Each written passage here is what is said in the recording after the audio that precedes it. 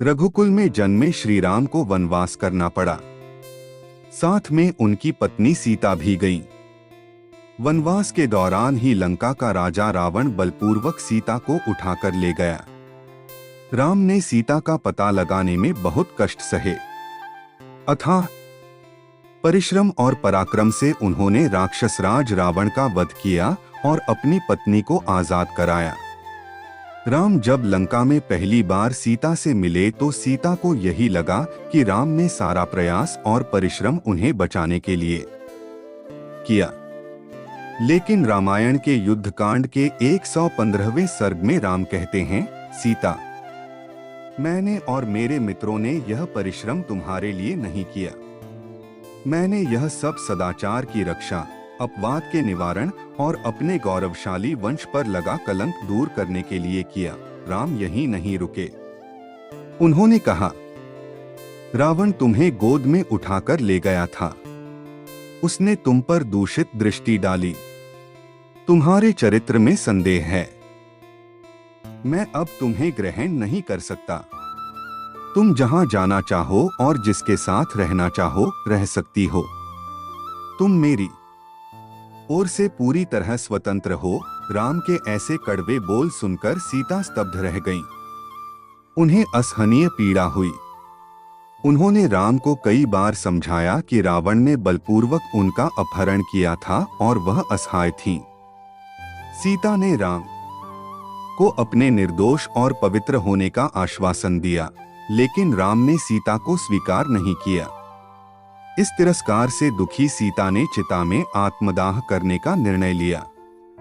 आग जली तो सीता ने प्रार्थना की, यदि मैं मन, वचन और कर्म से पूरी तरह निष्कलंक हो तो अग्निदेव मेरी रक्षा करें। यह कहकर सीता जलती चिता में कूद गई।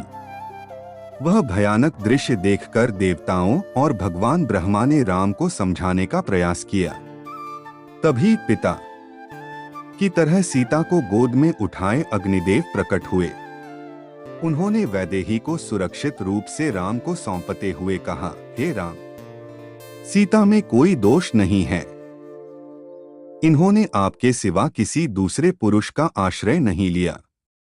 रावण ने बार बार डराया, लेकिन इन्होंने आपका चिंतन नहीं छोड़ा। सीता निष्पाप हैं।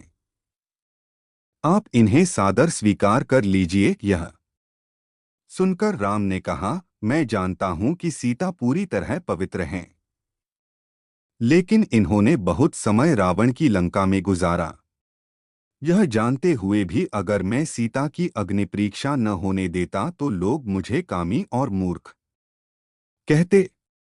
लोगों को विश्वास दिलाने के लिए सीता की शुद्धि परीक्षा जरूरी थी। इसके बाद राम, लक्ष्मण और सीता अयोध्या लौट आए।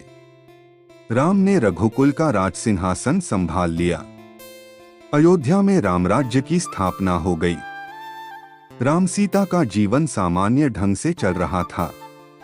सीता गर्भवती हुई और इस समाचार से राम अत्यंत प्रसन्न थे। तभी एक तूफान ने उनके दाम्पत्य जीवन की नाव को ध्वस्त कर दिया। रामायण के उत्तरकांड का 43वां सर्ग कहता है कि राम को मंत्रियों और गुप्तचरों से राज्य में चल रही एक चर्चा के बारे में पता लगा। चर्चा यह थी कि सीता रावण जैसे दुराचारी की अशोक वाटिका में 1 वर्ष रहीं, फिर भी राजा राम उनसे घृणा नहीं करते। लोगों का मानना था कि राम के इस आचरण का दुष्प्रभाव प्रजा पर भी पड़ेगा। दूसरे घरों की स्त्रियां भी घर से बाहर रहेंगी और फिर अपने पतियों से उम्मीद करेंगी कि वे भी राम की तरह अपनी पत्नियों को सादर स्वीकार कर लें। प्रजा के मन की बात जानकर राम को बहुत दुख हुआ। वह अग्नि परीक्षा में सीता के निष्कलंक सिद्ध होने के बाद उन्हें साथ लेकर अयोध्या लौटे थे। इसलिए सीता पर संदेह करने का कोई कारण नहीं था। फिर भी प्रजा के मन में राम के प्रति अनादर का भाव जाग उठा था। एक आदर्श राजा के लिए लोकनिंदा सबसे भारी बोझ होता है। यह बोझ जब राजा राम के लिए असहनीय हो गया तो उन्होंने अपने भाइयों को बुलाया और कहा, मेरी अंतरात्मा ने सीता को शुद्ध मान लिया था, इसलिए मैं उन्हें अपने साथ अयोध्या लेकर आया। लेकिन अब राज्य में हो रही मेरी निंदा से मुझे कष्ट हो रहा है। जिस प्राणी की अपकीर्ति लोक निंदा का विषय बन जाती है वह अधमलोक में जा गिरता है। मैं लोक निंदा के भय से तुम सबको भी त्याग सकता हूँ, तो फिर सीता को त्याग देना कौन बड़ी बात है। राम ने यह भी नहीं सोचा कि सीता गर्भवती हैं। उन्होंने लक्ष्मण को आदेश दिया कि वह अगले दिन सुबह सीता को ले जाएं और तमसा नदी के तट पर ऋषि वाल्मीकि के आश्रम के पास छोड़ दें। लक्ष्मण ने भारी मन से राजा राम की आज्ञा का पालन कर दिया। तमसा नदी के तट पर पहुंचकर सीता को जब पता लगा कि राम ने लोकनिंदा के भय से सदा के लिए उनका परित्याग कर दिया है, तो उन्होंने लक्ष्मण से कहा, राम से कहना कि मैं तमसा में डूबकर अपना जीवन समाप्त कर लेती, किंतु मैं गर्भवती हूं और मेरे ऐसा करने से उनका राजवंश समाप्त हो जाएगा, इसलिए मैं आत्महत्या नहीं करूंगी। श्रीराम की कीर्ति को कलंकित होने से बचाना, उन्हें धर्म के मार्ग पर चलने के लिए प्रेरित करना मेरा कर्तव्य है। स्त्री के लिए पति देवता, बंधु और गुरु होता है। उसे प्राणों की बाजी लगाकर भी अपने पति के सम्मान की रक्षा करनी चाहिए। राम ने मेरा त्याग करके अपने राजधर्म की रक्षा की है, तो मैं भी राम के निर्णय का सम्मान करते हुए पत्नी धर्म निभाऊंगी और शेष जीवन आश्रम में ही रहूंगी। कुछ समय बाद सीता को वाल्मीकि आश्रम में 2 पुत्र हुए, लव और कुश। इसी बीच वाल्मीकि ने श्री राम की जीवन गाथा लिख डाली। उन्होंने लवकुश को राम कथा के गायन का प्रशिक्षण दिया। एक दिन इस राम गाथा को लवकुश ने श्री राम के दरबार में उन्हीं के सामने गाया। तब राम को पता लगा कि लवकुश उन्हीं के पुत्र हैं। राम ने सीता को अयोध्या आने का निमंत्रण दिया। राम के बुलाने पर वाल्मीकि के साथ सीता राम के दरबार में पहुंची तो राम ने उनके सामने फिर से शुद्धता प्रमाणित करने की शर्त रख दी। सीता से इस बार अपमान सहन नहीं हुआ। उन्होंने करुण स्वर में पृथ्वी देवी का आह्वान किया। धरती फटी और राम की आंखों के सामने सीता पृथ्वी की गोद में समा गईं। इसके बाद राम ने दूसरा विवाह नहीं किया। उन्होंने सीता की स्वर्ण प्रतिमा बनवाई और हर धार्मिक कार्य में पत्नी के स्थान पर उसी प्रतिमा को बैठाया। इस कथा को सुनकर मन में कुछ प्रश्न उठना स्वाभाविक है।